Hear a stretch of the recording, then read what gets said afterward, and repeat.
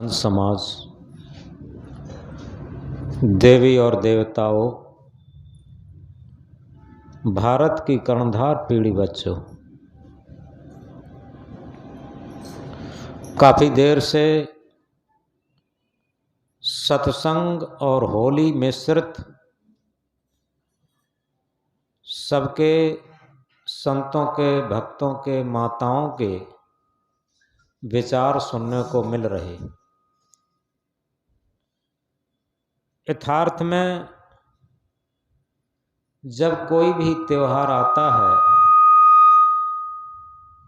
तो सबके अंदर कुछ प्रसन्नता होती। वैसे अब त्योहारों की उतनी प्रसन्नता नहीं रही है। पहले जब हम विद्यार्थी जीवन में थे, हमें लगता है कि तब ज्यादा प्रसन्नता थी। हमें एक बात याद है,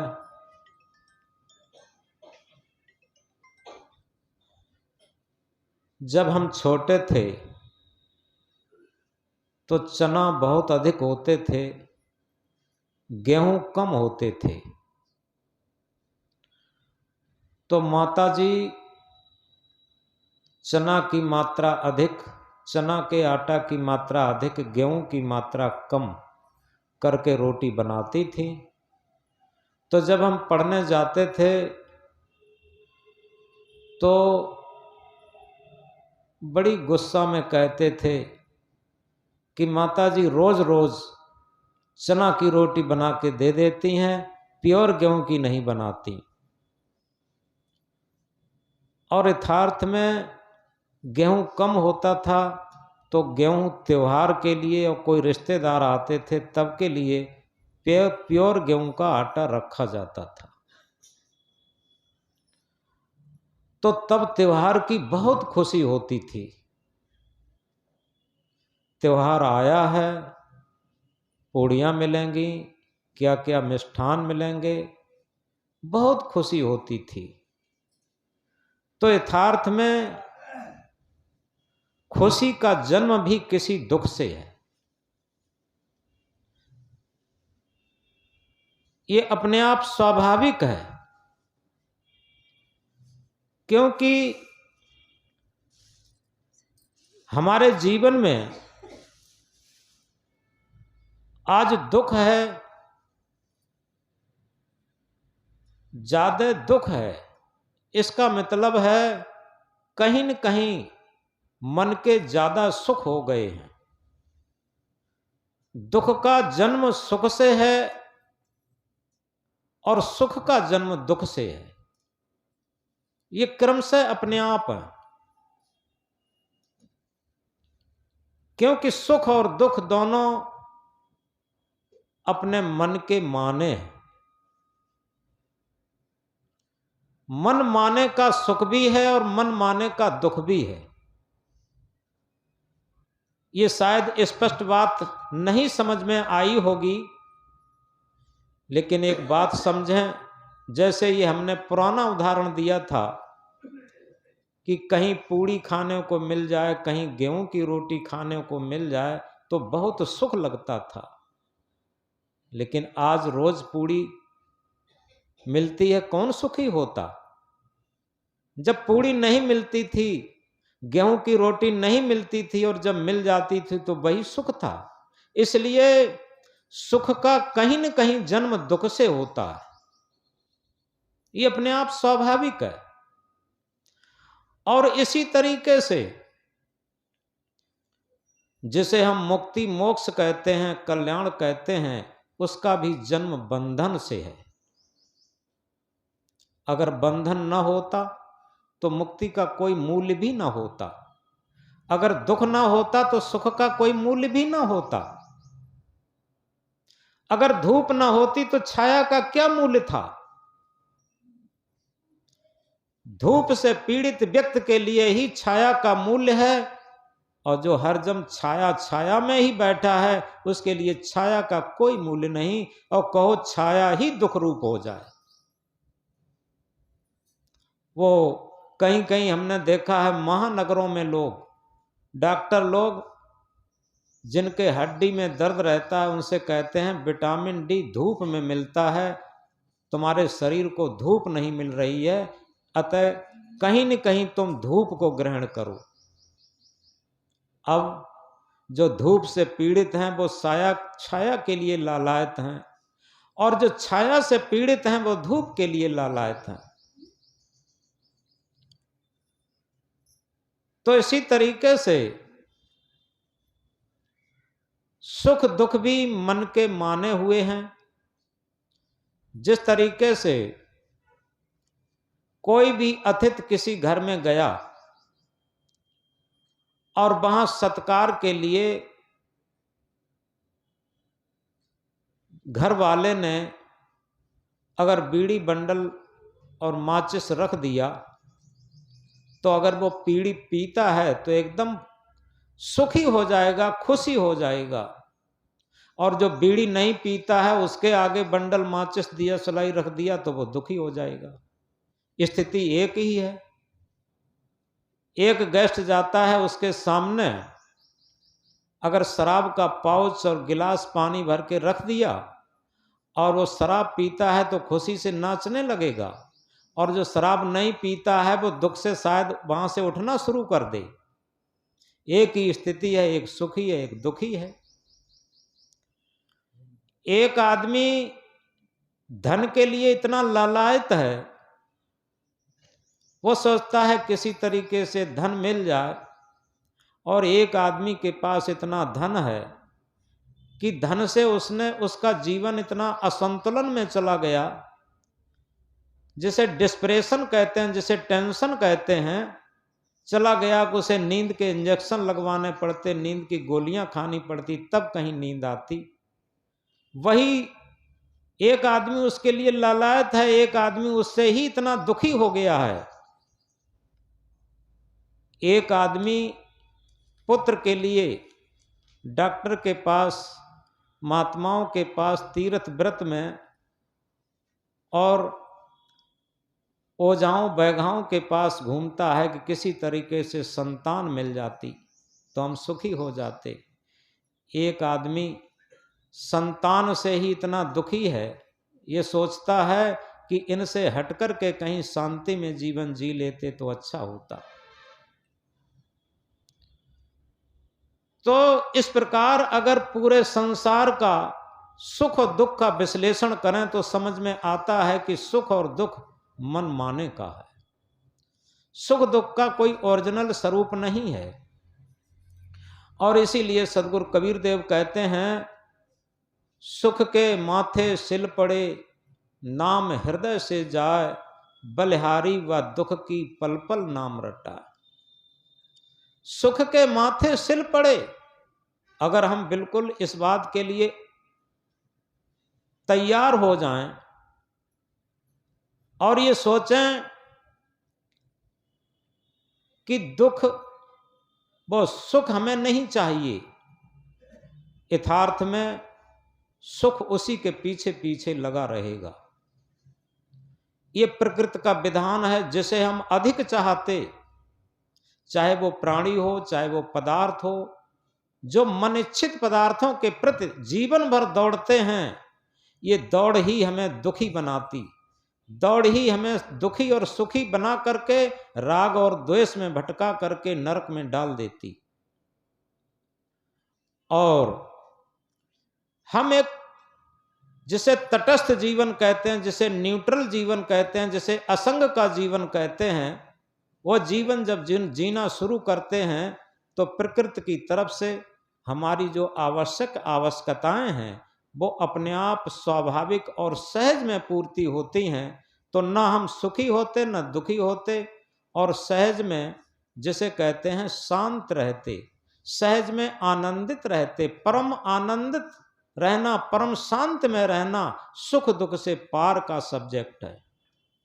जिसे सदगुरु कबीर साहब ने कहा है, सुख दुख से कोई पार पर परम पद, सो पद है सुखदाई, वही शांतदायी सुखदायी आनंददायी पद है जो सुख दुख के पार है। तो आए, आज हम होली की पूर्व बेला में इस रविवारी सत्संग में सभी लोग उपस्थित हुए हैं।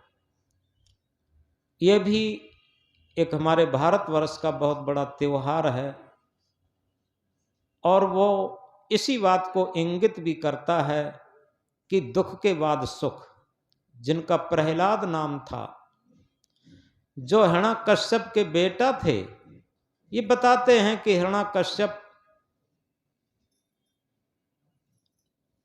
थोड़ा आसुरी प्रवृत्ति का था और प्रहलाद को भजन भक्ति के लिए रोकता था,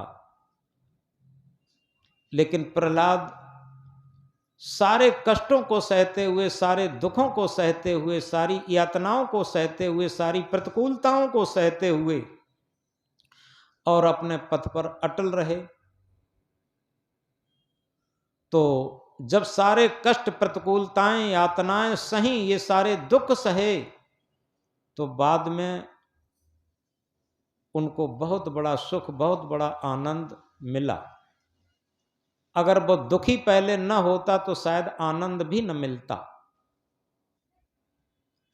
बुद्ध इतने बड़े सम्राट थे जिनका नाम सिद्धार्थ था, उनके लिए सुख की कोई कमी नहीं थी।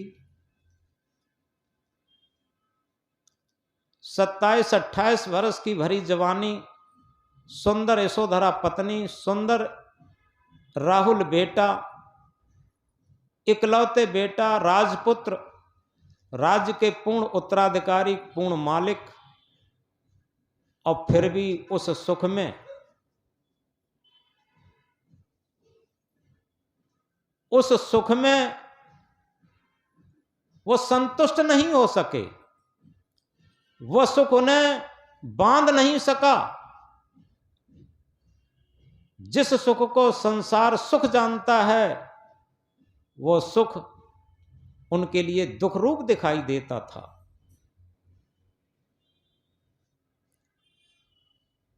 और जब उन्हें दुख रूप ये सारे सुख दिखाई देने लगे, तो जो शाश्वत सुख था, शाश्वत शांति थी, शाश्वत आनंद था, उसकी खोज में वो निकले। तो सबसे पहले जब उन्होंने भिक्षा मांगी, तो भिक्षा में रोटी भी थी, खीर भी थी और मट्ठा भी था, सब्जी भी थी। अब समझ सकते हैं, जिसमें सब्जी भी हो, मीठी खीर भी हो, जिसमें खट्टा मट्ठा भी हो, ये सारी चीजें एकत्रित हों, उसका क्या स्वाद रहा होगा। अब जब पहाड़ की एक चोटी पर बैठ कर, पहाड़ के एक पत्थर पर बैठ करके जब भोजन ग्रहण करने लगे, तो जैसे ही ग्रास उन्होंने अंदर किया, उन्हें लगा कि आंत ही निकल आएगी, इसका इतना बेस्वाद हो गया था भोजन। लेकिन इसके बाद ही उनके अंदर से एक विवेक जगा और विवेक ने कहा, रे सिद्धार्थ, क्या तूने इसी के लिए घर छोड़ा जो तुझे पुराने भोजन की याद आती है, राजसी भोजन की याद आती है। आज के अलावा कभी भी राजसी भोजन को याद मत करना। अगर राजसी भोजन को याद आएगी तो जो शाश्वत सुख है, शाश्वत शांति है, शाश्वत आनंद है, वो मिल नहीं पाएगा। इसी क्षणिक सुख के पीछे तू भटक जाएगा। ये उनके अंदर से आवाज निकलती है और फिर उसी भोजन को बड़े प्रेम से खाते हैं, वो बेस्वाद भोजन में। इसके बाद वो आनंद आया जो शायद राजसी भोजन में उन्हें कभी नहीं मिला होगा। वो कब हुआ? जब वो मन के आयाम से पार स्थिति में हुए। तो इसी तरीके से जब तक हम इस मन माने के संसार में सुख दुख के झगड़े में पड़े रहेंगे, तब ये होली होली भी नहीं होगी। एक जगह लिखा है, होली रंगों का ही जबकि त्योहार है, होली रंगों का ही जबकि त्योहार है। रंग रोली लगाने का, रंग रोली लगाने का ही व्यवहार है। इसमें रंग रोली लगाते हैं, यही व्यवहार है। छल कपट दंभ के ही दिखते रंग सब, छल कपट और दंभ के ही दिखते रंग सब। आज वो प्रेम कहां, छल कपट ही है। छल कपट और दंभ के ही दिखते सब रंग हैं। द्वेष ही तो दिखे ना दिखे कहीं प्रेम है। केवल द्वेष ईर्षा ही दिखे ना दिखे कहीं प्रेम है। जब तक प्रेम न हो तब तक होली किस बात की, ये तो केवल दिखावा है। होली होली नहीं, होली होली नहीं जंग ही जंग है। होली होली नहीं जंग ही जंग है। फैला चौदिस दिखे रक्त का रंग है। होली होली नहीं जंग ही जंग है।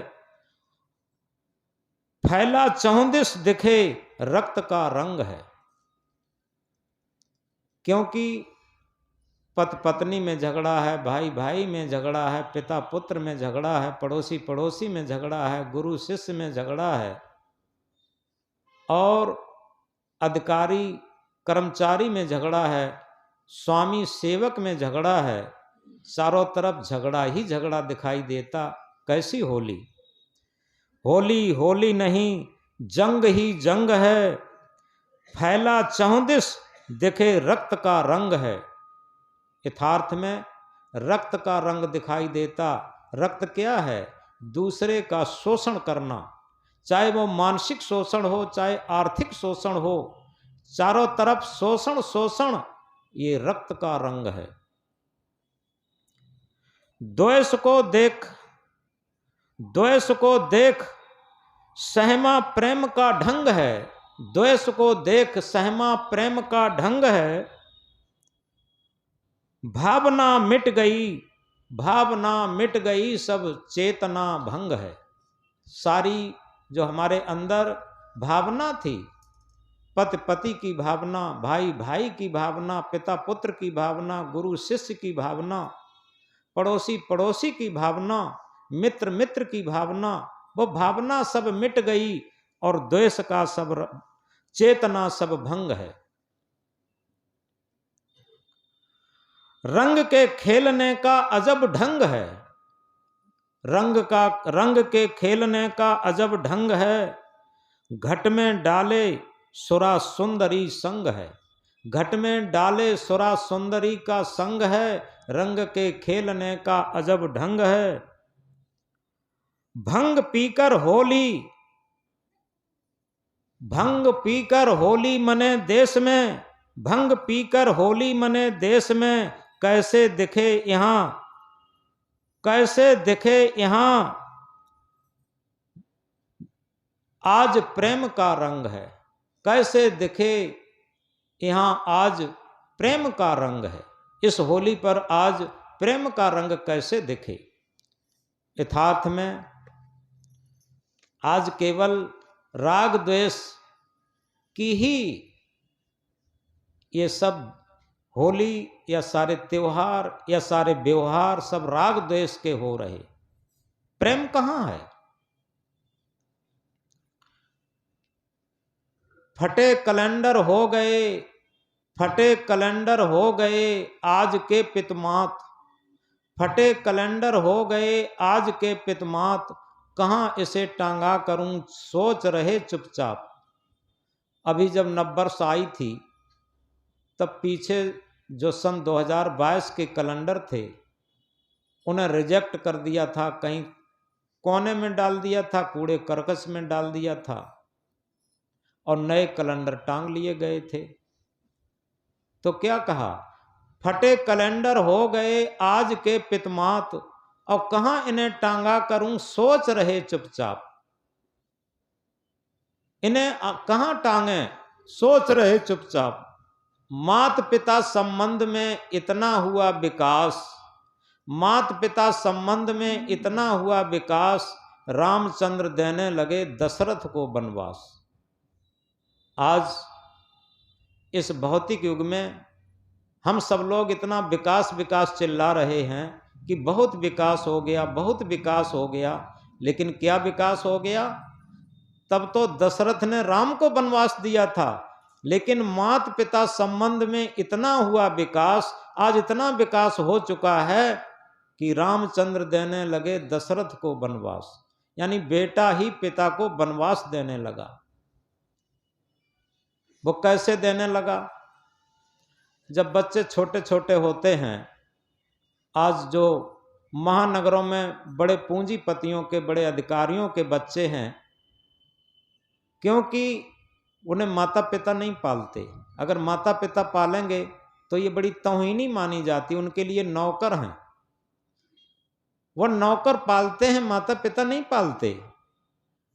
जब बच्चे को माता पिता की अंगुली का सहारा चाहिए, उनके हृदय का सहारा चाहिए, हृदय का वात्सल्य और प्रेम चाहिए, तब नौकरों की सेवा पर वो पलते हैं। और वही जब बच्चे बड़े हो जाते, जब माता पिता बूढ़े हो जाते हैं, तब अपने पुत्रों का उन्हें प्रेम चाहिए, पुत्रों का सहयोग चाहिए, पुत्रों का साथ चाहिए, पुत्रों की उंगली चाहिए। तब क्या होता है? पुत्र अपने पिता को वनवास दे करके, माता पिता को वनवास दे करके वृद्धा आश्रम में छोड़ आते, वहां पैसा भर देते हैं, वृद्धा आश्रम में छोड़ आते हैं। तब वहां जो अपनी ही लगाई हुई फुलबगिया, अपने बच्चे नाती नता वो देखने को नहीं मिलते, अपनी फुलबगिया देखने को नहीं मिलती।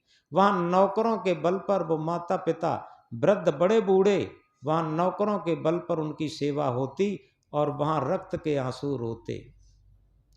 तो इस तरीके से हम कह रहे थे कि माता पिता संबंध में इतना हुआ विकास, रामचंद्र देने लगे दशरथ को वनवास। यथार्थ में इसी तरीके का प्रवेश आज हो गया है कि आज कहीं भी प्रेम नहीं दिखाई देता, और प्रेम है अगर तो स्वार्थ का दिखाई देता। जहां स्वार्थ चलता दिखाई देता, प्रेम मालूम पड़ता बाहरी, और जो स्वार्थ नहीं चलता तो कोई प्रेम नहीं, कोई मतलब नहीं। तो यह होली के संबंध में बात चल रही थी। यथार्थ में होली बसंत ऋतु में आती है। बसंत देखते हैं ना, पतझड़। बसंत ऋतु जब आती है तो वृक्षों का पतझड़ होता, और किसी किसी वृक्षों की छालों का भी पतझड़ होता। छालें, पुरानी छालें गिरती हैं, नई छाल निकलती है, और वृक्षों की पुरानी पत्तियां गिरती हैं पीली हो करके, और नई पत्तियां, नई कोपलें निकलती हैं। सदगुरु कबीर साहब ने एक मंत्र में कहा कि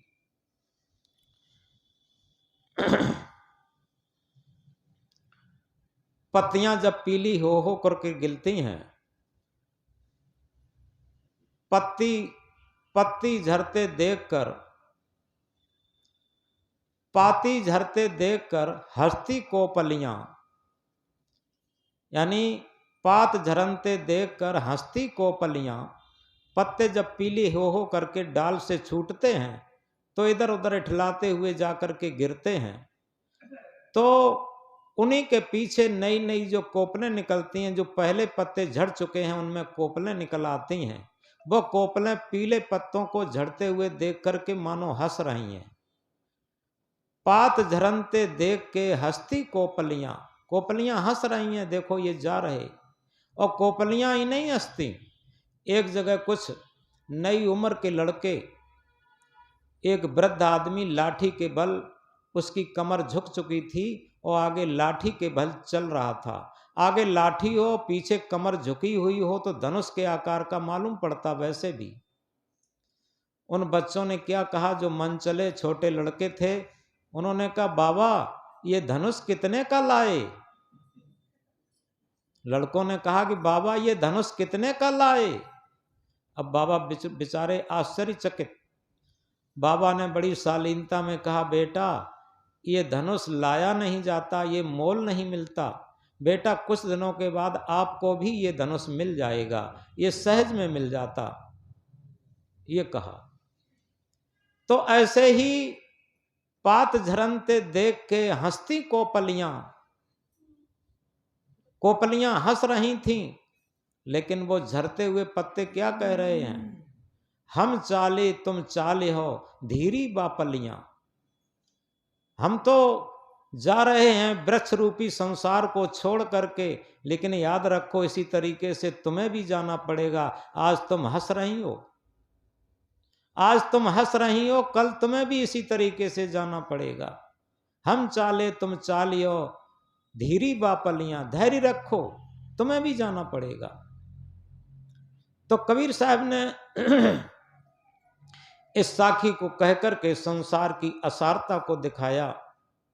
ये प्रकृति में तो एक वर्ष बाद बसंत आता है, लेकिन मनुष्य के चोला में तो ये 12 मास बसंत रहता।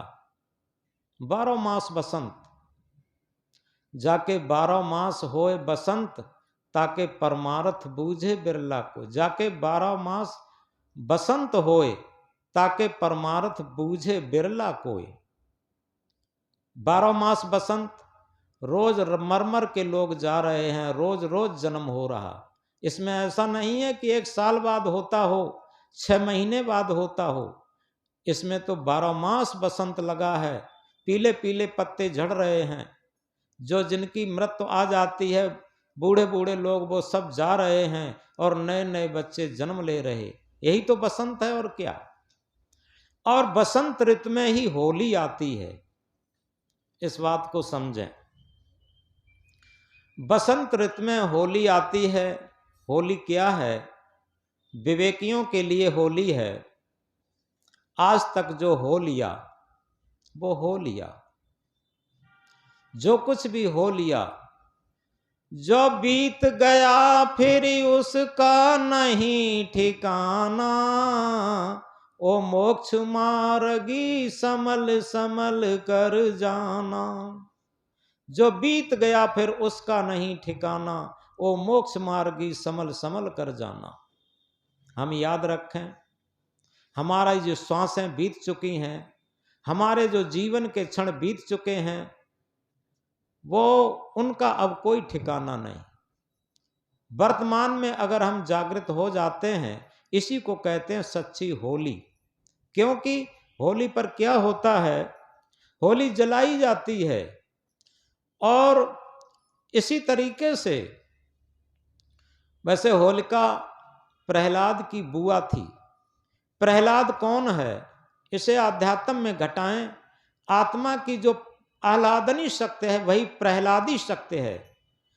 और उसकी जो मन की वासना रूपी बुआ, यानी बुराइयों की बुआ, इसे जलाया जाए। जो बुराइयां हैं, जितनी भी मन इंद्रियों की बुराइयां हैं, इन सारी बुराइयों को जला दिया जाए, इन वासनाओं को जला दिया जाए, तो ये सच्ची होली होगी।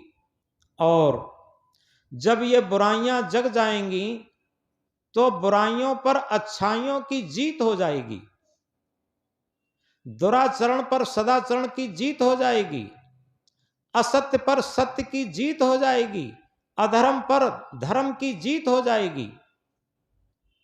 और कहना चाहिए बंधन पर मुक्ति की जीत हो जाएगी, अशांति पर शांति की जीत हो जाएगी, दुख पर सुख की, आनंद की जीत हो जाएगी। तो इसलिए आज हम जब होली मना रहे हैं, तो होली का आशय यह है, जो हमारे पिछले जन्म में जो भी खराब संस्कार हो चुके हैं, उनकी आज हम होली जला दें। कभी कभी ऐसा होता है, कोई त्योहार आता है तो पूरा कमरा साफ करते हैं, पूरा मकान साफ करते हैं, जो भी कूड़ा कचरा निकलता है उसमें आग लगा देते, और फिर नई चीज, नई फुलवारी, नई चीजें सब रखते हैं।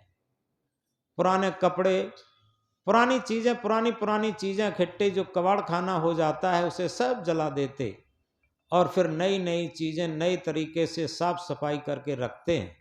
इसी तरीके से हमारे जीवन में जब सद्गुणों की सुगंधी आए, सद्गुणों की स्थापना हो, दुर्गुणों की जगह पर सद्गुणों की स्थापना हो, अशांत की जगह पर शांत की स्थापना हो और दुराचरण की जगह सदाचार की स्थापना हो, तब समझो ये सच्ची होली मनाई गई। तो इसलिए एक जगह कहा है, माली आवत देख के, माली आवत देख के कलियां करी पुकार, माली आवत देख के कलियां करी पुकार, फूले फूले चुन लिए काल हमारी बार। माली आया तो कलियां पुकार करती हैं कि जो फूले फूले फूल थे वो माली सब चुन लेगा और निश्चित है कल हमारी भी बारी आनी है, कल हमें चुना जाएगा, फूल तोड़ लिए जाएंगे। इसी तरीके से सदगुरु कबीर साहब कहते हैं, झूठे सुख को सुख कहे मानत है मनमोद, जगत चवेना काल का कुछ मुख में कुछ गोद। ये पूरा संसार मानो महाकाल का एक चवेना है और उस काल ने कुछ को तो मुख में डाल लिया है, रोज डाल रहा है, सब मौत के गाल में जा रहे और कुछ को डालने की तैयारी है। ऐसा दुनिया में कोई नहीं है। जो सदगुरु ने कहा है, आया है सो जाएगा राजा रंक फकीर, एक सिंहासन चढ़ चला एक बंधा जात जंजीर। यहां आया है उसे जाना पड़ेगा, चाहे वो राजा हो, रंक हो, फकीर हो, कोई भी हो, लेकिन जाने में बहुत अंतर होता। एक सिंहासन चढ़ चला एक बंधा जात जंजीर। जैसे जेल के अंदर कैदी भी रहता है और जेलर भी रहता, लेकिन जेलर स्वतंत्र होता, जब चाहता अंदर जाता, जब चाहता बाहर आता। कैदी हथकड़ी और बेड़ी में बंध के रहता, दोनों रहते। इसी तरीके से जो मन इंद्रियों की गुलामी में रहता वो वासनाओं की कड़ी जंजीर में बंध के जाता, और जो मन इंद्रियों की गुलामी से ऊपर उठ करके आत्मा के तल पर जीवन जीता, सत्य के तल पर जीवन जीता, परमार्थ के तल पर जीवन जीता, भक्ति के तल पर जीवन जीता, वो वासनाओं की कड़ी जंजीर में बंध के नहीं जाता, वो शांति आनंद और मुक्ति के सिंहासन पर मानो बैठ के जाता, स्वरूपस्थ आत्मस्थ परमात्मस्थ होके जाता। तो इसलिए सदगुरु इंकलाब करके कहते हैं, आया है सो जाएगा राजा रंक फकीर, एक सिंहासन चढ़ चला एक बंधा जात जंजीर। जाते सब हैं, चाहे राजा हो, रंक हो, फकीर हो, कोई भी हो, लेकिन जाने में बहुत अंतर होता। तो इस तरीके से एक राजा के सपना से हम समझेंगे बात को। एक राजा को सपना हुआ और सपने में वो भिखारी बन गया। भिखारी बनकर के पहाड़ के उस तरफ तराई के क्षेत्र में वो भिक्षा मांगने गया, तो माताओं ने कुछ दाल चावल दे दिया। वो दाल चावल लेकर के और एक छोटी सी हड़िया लेकर के जंगल में उसने खिचड़ी पकाई। वो 3 दिन से भूखा, सपने में वो 3 दिन से भूखा है, बड़बड़ा रहा है कि कब खिचड़ी मिले, कब खिचड़ी मिले। गरम खिचड़ी अब कैसे ठंडी हो, तो केले के पत्ते लाता है, केले के पत्तों में ठंडी करने के लिए रख देता है। तब तक क्या देखता है, इधर भूख से तड़प रहा है, उधर क्या देखता है, 2 जंगली भैंसे लड़ते हुए आ रहे हैं अब वो घबराया कहीं मेरी तरफ तो नहीं आ जाएंगे, लेकिन तब तक उसी की तरफ आ गए और उन जंगली भैंसों ने लड़ते हुए खिचड़ी को रौंदा और उस राजा को भी रौंदा। राजा घबराहट में जाग गया तो देखता क्या है कि राजमहल में और राज सिंहासन पर पलंग पर लेटे हुए हैं। अब वो मन में विचार करता है कि अभी हम भिखारी थे, दर दर की भीख मांग रहे थे, अब हम आंखें खुली तो देखते क्या है कि राजा हैं। अब दोनों में से सत्य क्या है? सुबह उठता है और एक संत के पास पहुंचा। संत के पास पहुंचा और रात्र सपने की बात बताई। उसने कहा कि महाराज, आपको एक समाधान करना है, एक प्रश्न का उत्तर देना है कि रात्रि में मैंने सपना देखा और सपने में क्या देखा कि मैं 3 दिन से भूखा और मैंने गरीब लोगों के यहां भिक्षा मांगी। भिक्षा में कुछ माताओं ने दाल चावल दे दिया। दाल चावल लेकर के मैंने जंगल में खिचड़ी पकाई और ठंडी करने के लिए मैं भूख से तड़प रहा था। ठंडी करने के लिए केले के पत्तों पर परोसा। तब तक जंगली भैंसे लड़ते हुए आए, खिचड़ी को रौंदा, हमें भी रौंदा। लेकिन आंखें खुली तो देखते क्या हैं कि हम एक राजमहल में और पलंग पर लेटे हैं। अब इस राजमहल में जंगली भैंसे कहाँ से आए और ये भिखारीपन कहाँ से आया? अब हम पूछ रहे हैं कि वो हम दर दर की भीख मांग रहे थे, एक भिक्षुक थे। वो सत्य है कि हम एक राजमहल में एक राजगद्दी पर बैठे हुए हैं, ये सत्य है। दोनों में से कौन सा सत्य है? तो उन संत ने कहा कि एक बात बताओ, जब तुम भिक्षा मांग रहे थे, दर दर की भिक्षा मांग रहे थे, खिचड़ी पका रहे थे, भूखे थे, उस टाइम तुम राजा थे कि तब हम राजा तो नहीं थे? लेकिन क्या तुम थे? क्या हम तो थे? यानी तुम थे लेकिन उस टाइम भिखारी थे, राजा नहीं थे। और एक बात बताओ, अब तुम राजा हो, इस टाइम क्या भिखारी हो? इस टाइम भिखारी तो नहीं है। अब तुम हो इस टाइम, क्या हम तो हैं? तो संत ने एक बात बताई, देखो, जब तुम भिखारी थे, भिक्षा मांग रहे थे, खिचड़ी पका रहे थे, तब राजा नहीं थे, इसलिए राजा होना ये झूठी बात, और तुम थे, ये सत्य बात। इसी तरीके से अब वर्तमान में तुम राजा हो लेकिन अब भिखारी नहीं हो, इसलिए भिखारीपन भी झूठी बात, और इस टाइम भी तुम हो इसलिए तुम सत्य हो। दोनों स्थितियों में तुम थे इसलिए तुम सत्य हो, और ये राजा होना ये भी झूठा है और भिखारी होना वो भी झूठा है। ये दोनों झूठे हैं और तुम्हारा अस्तित्व सत्य है। और तुम ये शरीर नहीं हो, तुम एक आत्मा हो, क्योंकि शरीर तो बदलता है।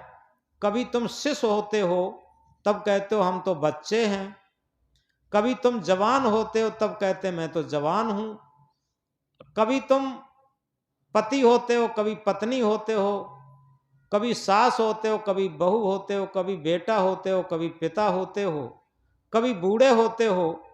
ये सब होना क्षणिक है, लेकिन तुम न बच्चे होते हो, न जवान होते हो, न बूढ़े होते हो, न तुम पत्नी होते हो, न तुम पति होते हो। ये कुछ नहीं होते।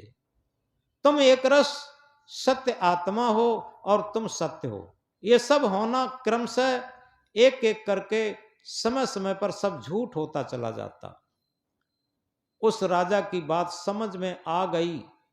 उसने कहा, गुरुदेव, आपकी बात से मुझे बहुत शांति मिली है।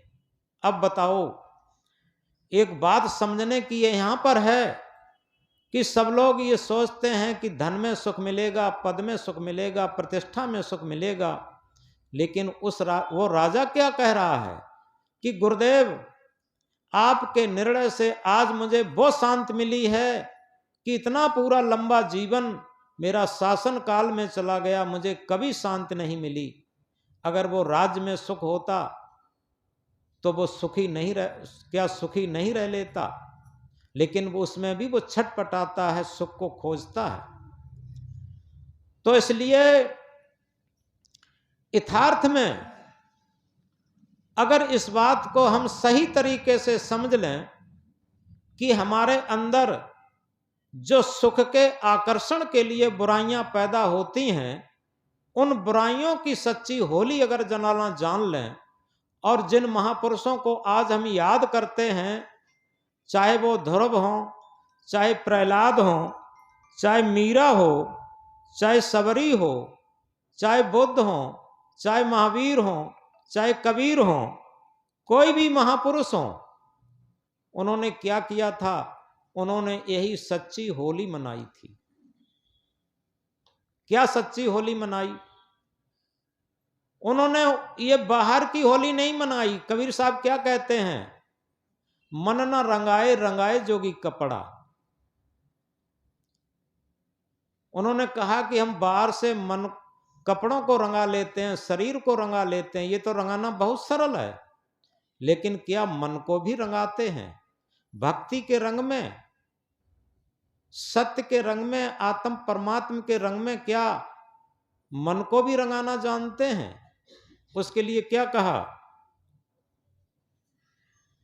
तन को साधु सब करें, मन को करे न कोय, जो मन को साधु करे सहज सब विधि होय। बाहर से कौन नहीं साधु बन जाता? कभी नाटक देखा होगा, नाटक में ऐसे ऐसे साधु ऋषि मुनि बन जाते हैं, बहुत बड़ी बड़ी दाढ़ी लगा करके, लगता ये डायरेक्ट जंगल से आ रहे, वो भी बन जाते। ऐसे ही बाहर से साधु बनना, बाहर से भक्त बनना, बाहर से सज्जन बनना, बाहर से सुंदर बनना। एक ब्यूटी पार्लर होता है, अब चला है, पहले नहीं चलता था, उसमें सब बाहर से सुंदर हो जाते, लेकिन अंदर से कितने काले कलूटे रहते।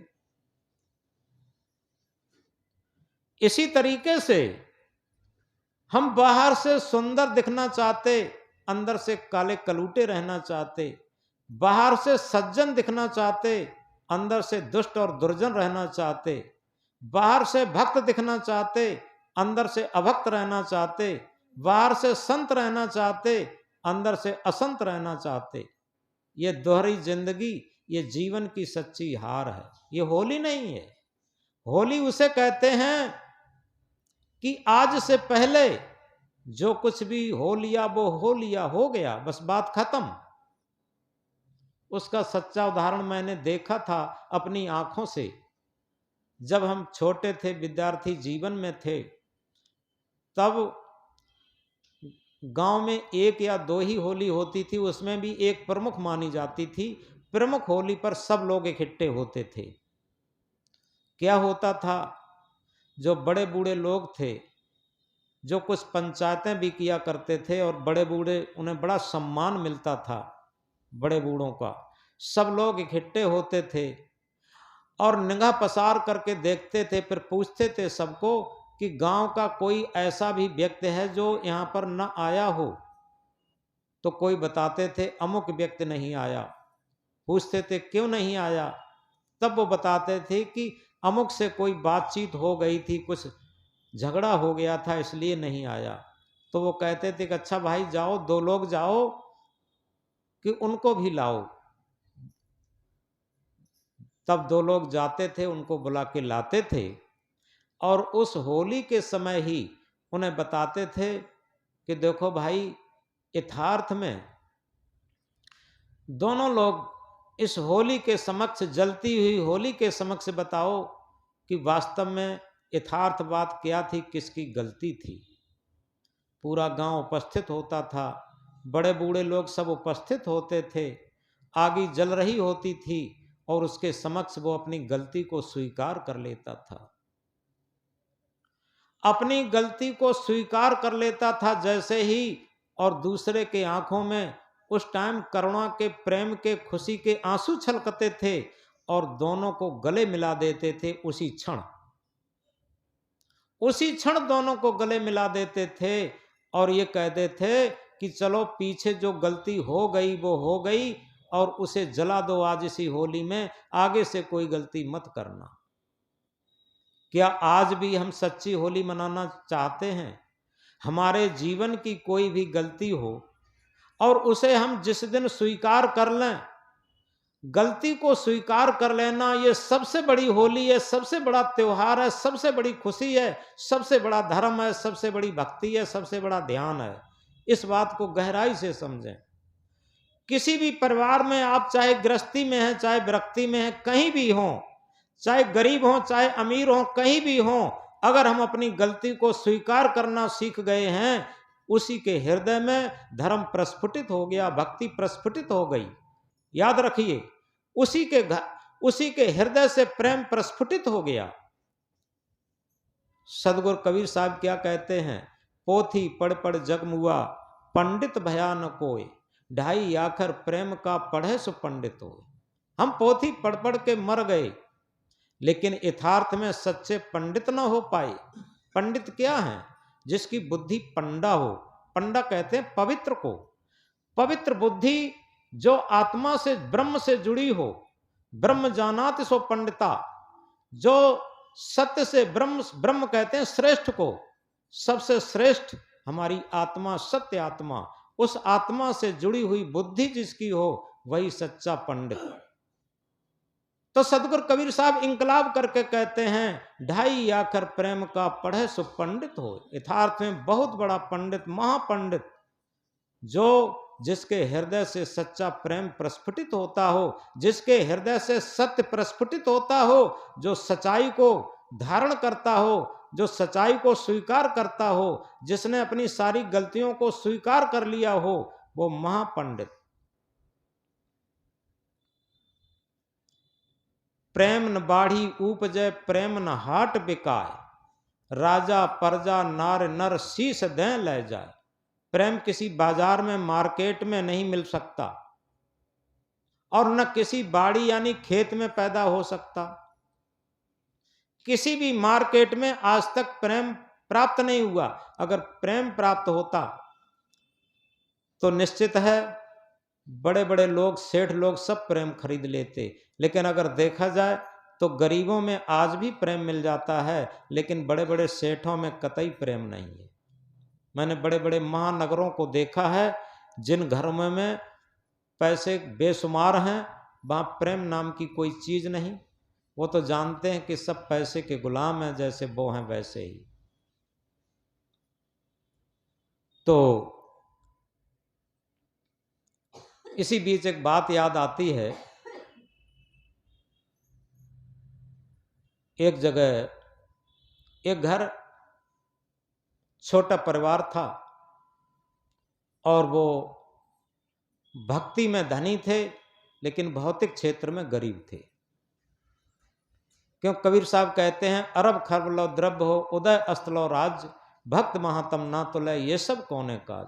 अरब से खरब तक द्रव्य हो जाए, उदय से अस्त तक राज हो जाए, लेकिन भक्ति की महिमा के समतुल्य नहीं हो सकते। तो वो भक्ति में धनी थे, लेकिन भौतिक धन से वो गरीब थे। एक दिन क्या होता है, 4 बजे के टाइम उनके दरवाजे पर फाटक में खटखट की आवाज हुई। घर मालकिन निकल के जाती हैं। उन्होंने दरवाजा खोला। जैसे ही दरवाजा खोला, 3 लोग अपरिचित खड़े थे। उन्होंने थोड़ा झिझकते हुए पूछा, उनको प्रणाम किया और कहा कि भाई आप लोग किससे मिलना चाहते हैं? इतने सवेरे सवेरे 4 बजे के टाइम, ब्रह्म मुहूर्त के समय, आप इतनी जल्दी किससे मिलने के लिए आए हैं? किससे मिलना चाहते? उन लोगों ने कहा कि हम आपसे ही मिलने और आपके ही घर आए हैं। आप लोगों की भक्ति पर खुश होकर के आए हैं। और हम लोग 3 लोग हैं। आगे हैं वो लक्ष्मी जी हैं, सब लोग जानते हैं लक्ष्मी माने धन। आगे हैं वो लक्ष्मी जी हैं, और इसके पीछे हैं यश महाराज। यश कहते हैं मान सम्मान, और उसके पीछे हैं प्रेम महाराज। ये 3 लोग आए हैं, और शर्त एक है कि तीनों में से एक लोग ही आपके घर में रहना चाहते हैं, रह सकते हैं, आप किसे लेना चाहोगी बताओ। घर मालकिन भी बहुत होशियार थी। उन्होंने कहा देखो भाई, आप लोग क्षमा करेंगे, हम 2 मिनट बाद अभी आते हैं। हम कोई काम जब तक अपने परिवार में अपने मालिक साहब से सलाह नहीं ले लेते तब तक करते नहीं हैं, इसलिए हम सलाह लेके अभी बताते हैं। वो जाते हैं जहाँ उनके मालिक साहब थे, घर वाले थे। कहती हैं कि देखो, अपन लोगों की भक्ति पे खुश होकर के 3 लोग उपस्थित आए हैं, मेहमान गेस्ट रूप में। आगे लक्ष्मी जी हैं, पीछे यश महाराज हैं, इसके पीछे प्रेम महाराज हैं। और उनकी शर्त यह है कि तीनों में से एक ही अपने घर में आना चाहते हैं, बताओ किसे लेना चाहोगे। उनके घर मालिक भी बहुत माइंडेड थी, बुद्धिमान थे। उन्होंने कहा, क्या कहा कि ऐसा करो, लक्ष्मी को तो रहने दो। लक्ष्मी तो बहुत लोगों के पास थी, इतिहास भरा पड़ा है, बड़े बड़े ऐसे राजा महाराजा थे जिनका उदय से अस्त तक राज था, लेकिन आखिर अंत में उनका नरक ही हुआ, कोई मतलब नहीं निकला। बड़े बड़े छत्रपति सम्राट आए। बताते हैं रावण के पास बहुत लंका थी, सोने की लंका थी, उसके पास कोई लक्ष्मी की कमी नहीं थी, लेकिन अहंकार के कारण उसका पतन हुआ हर तरीके से। दुर्योधन के पास बहुत धन था, लक्ष्मी की उसके पास कोई कमी नहीं थी। कंस के पास लक्ष्मी की कोई कमी नहीं थी। और नादिर शाह, चंगेज खां, औरंगजेब, मोहम्मद गोरी, इनके पास धन दौलत की, हीरा मोती जवाहरात की कोई कमी नहीं थी। रात में इतना हीरा मोती था, बिना प्रकाश के ही रात में उनके निजी कमरे में प्रकाश होता था। इसलिए लक्ष्मी को तो रहने दो, और ऐसा करो, यश को भी रहने दो, मान सम्मान को भी रहने दो। क्योंकि अगर योग्यता नहीं है और मान सम्मान होता है तो उसका भी पतन होता, उसका रिजल्ट मान सम्मान का नरक ही होता। लक्ष्मी का भी रिजल्ट नरक है और मान सम्मान का भी रिजल्ट नरक है। ऐसा करो, अपने घर में प्रेम को ले आओ। प्रेम रहेगा, हम लोग चटनी से रोटी खाएंगे, नमक से रोटी खाएंगे, आपस में प्रेम रहेगा तो हम लोग स्वर्गिक जीवन जिएंगे। उसका शुरू, मध्य और अंत तीनों स्वर्ग ही स्वर्ग हैं प्रेम के। इसलिए प्रेम को ले आओ। वो घर मालकिन जाती हैं और हाथ जोड़ करके निवेदन करती हैं कि हमारी मालिक साहब की सलाह हुई है, उन्होंने आज्ञा दी है कि अपने घर में प्रेम को ले आओ, हमारे घर में प्रेम आ जाए। उन्होंने कहा चलो, प्रेम आ रहे। घर मालकिन जाती हैं, एक निकाल के कुर्सी डालती हैं प्रेम के लिए। पीछे मुड़ के देखा तो तीनों लोग उपस्थित हुए। जब तीनों लोग उपस्थित हुए तो उन्होंने 2 कुर्सियां और बढ़ाई और तीनों लोगों को जलपान कराया। और जलपान जब करा लिया तब हाथ जोड़ करके निवेदन किया कि महाराज लोगों, अभी तो आप लोग कहते थे कि आपके घर में एक ही लोग आएंगे, लेकिन अब तो तीनों लोग आप उपस्थित हो गए। तो उन लोगों ने कहा कि वास्तव में बात यह है, आप लोग भक्ति में तो होशियार हैं ही, भक्ति के कारण तो हम लोग आए ही उपस्थित हुए, लेकिन आप लोग बुद्धि में भी होशियार हैं। अगर आप लक्ष्मी को मांगते तो लक्ष्मी अकेली आती, और लक्ष्मी का मतलब लक्ष्मी पाने के बाद अकेली होने के नाते फिर अहंकार आता, क्योंकि उसकी सवारी जानते हो उल्लू है। लक्ष्मी की सवारी उल्लू है, इसलिए अहंकार आ जाता, उनका पतन होता। इस तरीके से लक्ष्मी को मांगते तो अकेली आती, यश को मांगते तो अकेला आता, लेकिन आपने प्रेम को मांग लिया। जहां प्रेम रहेगा वहां लक्ष्मी को अपने आप रहना पड़ेगा, और जहां प्रेम और लक्ष्मी रहेगी वहां पर यश को तो अपने आप रहना पड़ेगा। अब तीनों को आपके घर में रहना पड़ेगा। तो इस तरीके से ये हम क्या कह रहे थे, जो कबीर साहब की साखी कह रही है, प्रेम न बाढ़ी उपजय, प्रेम न हाट बिकाय, राजा प्रजा नार नर शीस दें ले जाए। चाहे राजा हो, प्रजा हो, महामंडलेश्वर हो, कोई मतलब नहीं, शीस दे ले जाए। यानी अहंकार को पटक दे जमीन पर, और तब प्रेम उसके अंदर से प्रस्फुटित होता है। जब तक अहंकार रूपी शीश वो पटकेगा नहीं, तब तक उसके अंदर प्रेम उद्घाटित नहीं हो पाएगा। तो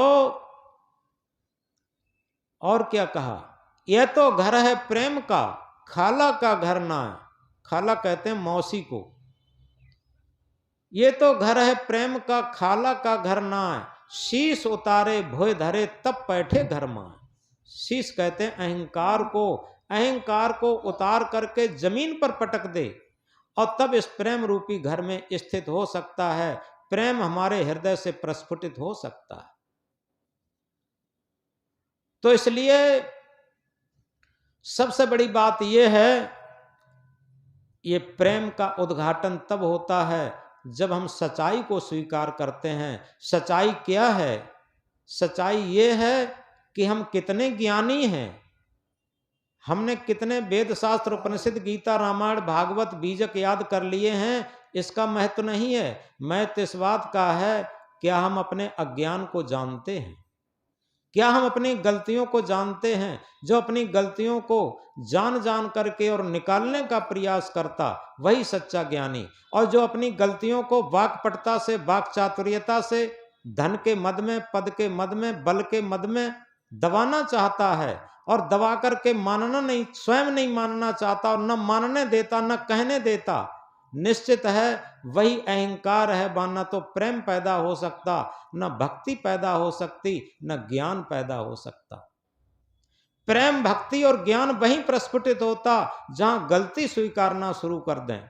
तो ये होली का पर्व गलती को स्वीकार करने का है, बुराइयों को जला देने का है, और कहना चाहिए एक नए जीवन की शुरुआत है। जब नए जीवन की शुरुआत तब होती है जैसे पुरानी पत्तियां झड़ रही हैं, नई कोपलें निकल रही हैं।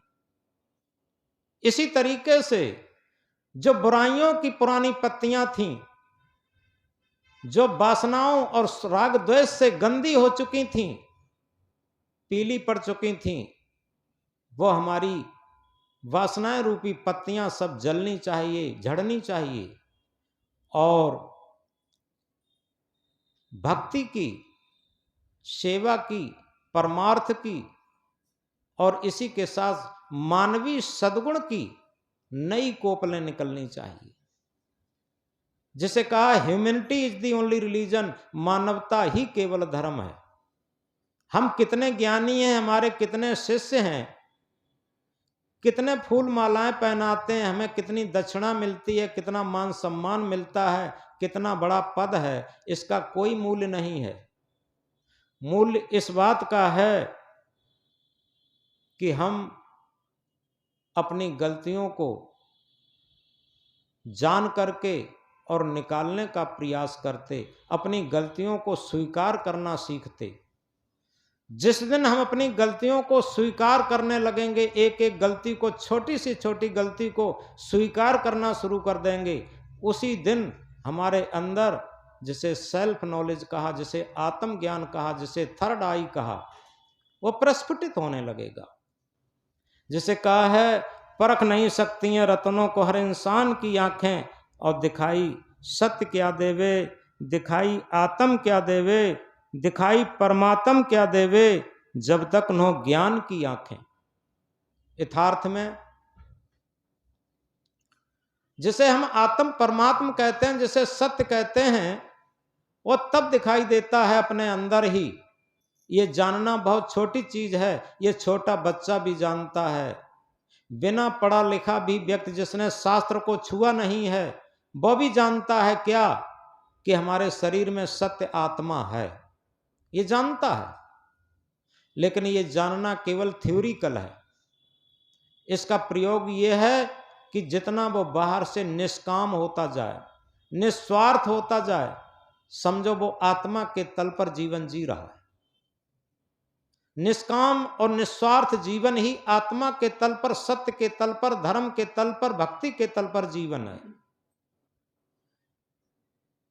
तो इस तरीके से परख नहीं सकती हैं रत्नों को हर इंसान की आंखें, और दिखाई सत्य क्या देवे, दिखाई आत्म क्या देवे, दिखाई परमात्म क्या देवे, जब तक न हो ज्ञान की आंखें। ज्ञान की आंखें तभी प्रस्फुटित हो सकती हैं जब हमारा जीवन निस्वार्थ होता, जब हमारा जीवन निष्काम होता। जितना निस्वार्थ और निष्काम जीवन होता चला जाता, उतना ही हमारे अंदर self reverence, self knowledge, self control, these three alone lead life to sovereignty. आत्मज्ञान, आत्म संयम और आत्म विश्वास ये जीवन को परम शक्ति संपन्न बना देता।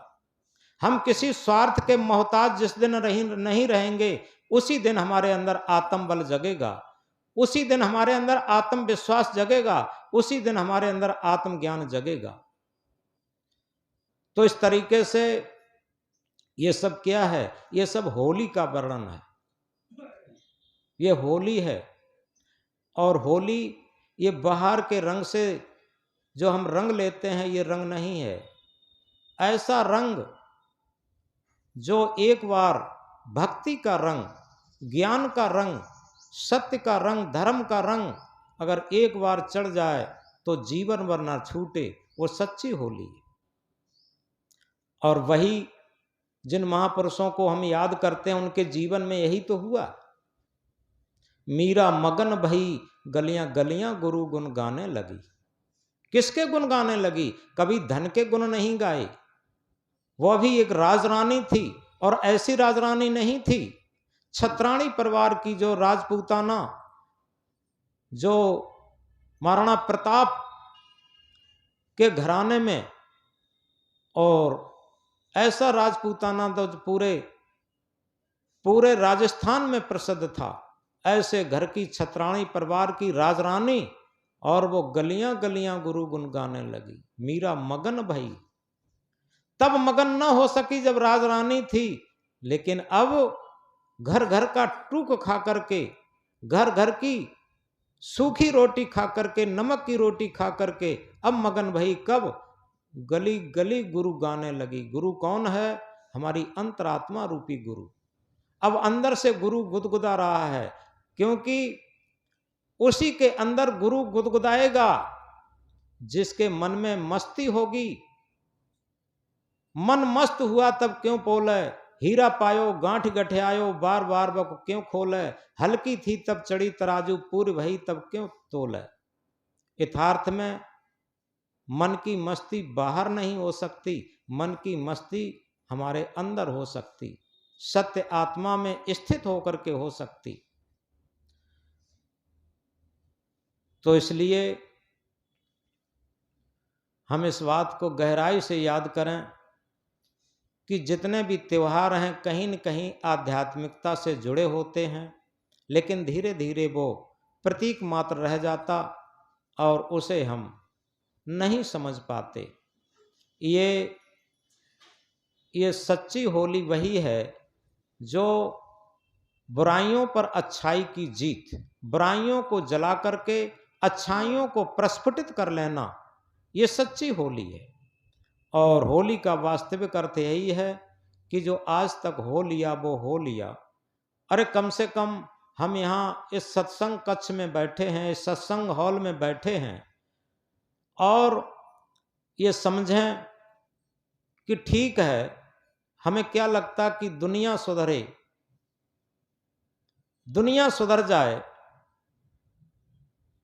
पिता चाहता है पुत्र सुधर जाए, पुत्र चाहता है पिता सुधर जाए, गुरु चाहता है शिष्य सुधर जाए, शिष्य चाहता है गुरु सुधर जाए, और इसी तरीके से पति चाहता है पत्नी सुधर जाए, पत्नी चाहती है पति सुधर जाए। एक दूसरे को सुधारना चाहते, लेकिन अपना स्वयं कोई नहीं सुधरना चाहते। एक बात हम कभी कभी कहा करते हैं, झांक रहे सब इधर उधर, अपने अंदर झांके कौन। झांक रहे सब इधर उधर, अपने अंदर झांके कौन। दुनिया सुधरे सब चिल्लाते, निज को आज सुधारे कौन। देख रहे दुर्गुण दूसरे में, निज के अंदर झांके कौन। देख रहे दुर्गुण दूसरे में, निज के अंदर झांके कौन। दुनिया सुधरे सब चिल्लाते, निज को आज सुधारे कौन। पर उपदेश कुशल बहु तेरे, पर उपदेश कुशल बहु तेरे, निज को आज सुधारे कौन। पर उपदेश कुशल बहु तेरे, निज को आज सुधारे कौन। हम सुधरेंगे जग सुधरेगा, हम सुधरेंगे जग सुधरेगा, इतनी सी बात विचारे कौन। ये होली है क्या, हम सुधरेंगे जग सुधरेगा, इतनी सी बात विचारे कौन। कम से कम आज होली के महान पर्व पर ये हम संकल्प ले लें कि हम सुधर जाएं, मानो दुनिया सुधर गई। क्योंकि जिस तरीके से जो प्रज्वलित दीपक होता है वही अंधेरे को भगाने में सक्षम हो सकता, और जो दीपक स्वयं बुझा हुआ है वो कभी भी अंधेरे को भगाने में सक्षम नहीं होगा। तो अप दीपो भव, हम अपना दीपक स्वयं बने, हम सुधरेंगे जग सुधरेगा, इस बात को हम विचार करके चलें तो निश्चित है कुछ न कुछ प्रभाव दूसरे पर भी पड़ेगा। ये मौन प्रभाव पड़ता है। उसने बहुत बड़ी बात कर ली जिंदगी में, जिंदगी में उसने बहुत बड़ी बात कर ली, जिसने अपने आप से मुलाकात कर ली। ये सच्ची होली है कि हम मन इंद्रियों की सारी बाधाओं को पार करके क्या अपने सत्य आत्म परमात्मा से जो मुलाकात करना जानते हैं अगर, तो ये सच्ची होली होगी। तो इसलिए एक बात कहकर के बात बंद कर रहे, अपने जीवन जीने का मकसद खास होना चाहिए, जीवन जीने का मकसद खास होना चाहिए, अपने आप पर विश्वास होना चाहिए, अपने आप पर विश्वास होना चाहिए। जीवन में खुशियों की कोई कमी नहीं होती, जीवन में खुशियों की कोई कमी नहीं होती, बस जीवन जीने का सही अंदाज होना चाहिए, जीवन जीने का सही अंदाज होना चाहिए। ये होली पर्व ये जीवन जीने का सही अंदाज है, और ये अंदाज तभी है जब सारी बुराइयों को जला करके और आत्मा के तल पर जीवन जीना शुरू कर दें, हमारी होली हो गई। बोलो सद्गुरुदेव की।